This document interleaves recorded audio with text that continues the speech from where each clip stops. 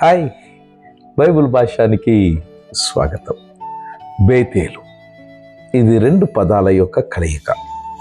Bayt అనేటువంటి Hebrew పదం నుంచి బేత్ అనేటువంటి పదం ప్రాణం పోసుకుంది. బెయిత్ అనే హీబ్రూ పదం యొక్క అర్థము ఇల్లు లేదా గృహము.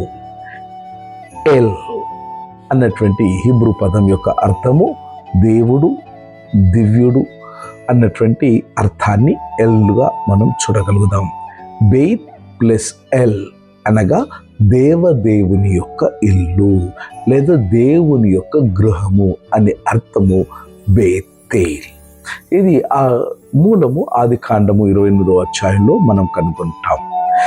యాకోబు లూజు అనేటువంటి నగరంలో విశ్రాంతి తీసుకున్నప్పుడు అతనికి ఒక దివ్య స్వప్నం కలిగింది.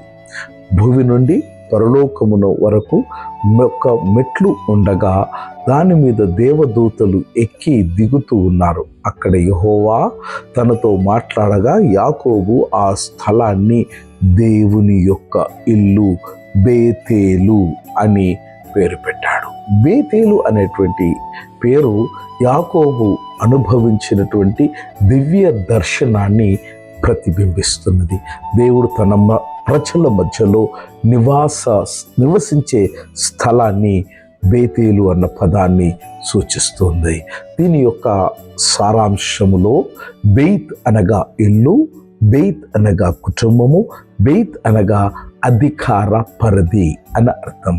అబ్ అనగా తండ్రి లేదా నాయకుడు, ఎం అనగా తల్లి లేదా తెగ, ఎల్ అనగా దేవుడు, దైవము, దివ్యుడు.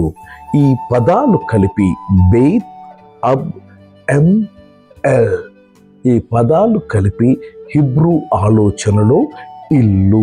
ఇల్లు అనగా కుటుంబము, అధికారము. ఇల్లు అనగా తండ్రి లేదా నాయకుడు.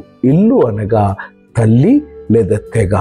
ఇల్లు అనగా దేవుడు లేదా దైవము అన్నటువంటి భావన ఒక దైవ కేంద్రిత సమాజాన్ని ప్రదర్శిస్తాయి. బెయిత్ ఏల్ అనగా దేవునితో పాటు నీవు, నీతో పాటు కుటుంబంలో ప్రతి ఒక్కరూ కలిసి సుహృద్భావములో సంతోషముతో జీవించే కేంద్రము. మిత్రమా, గాడ్ బ్లెస్.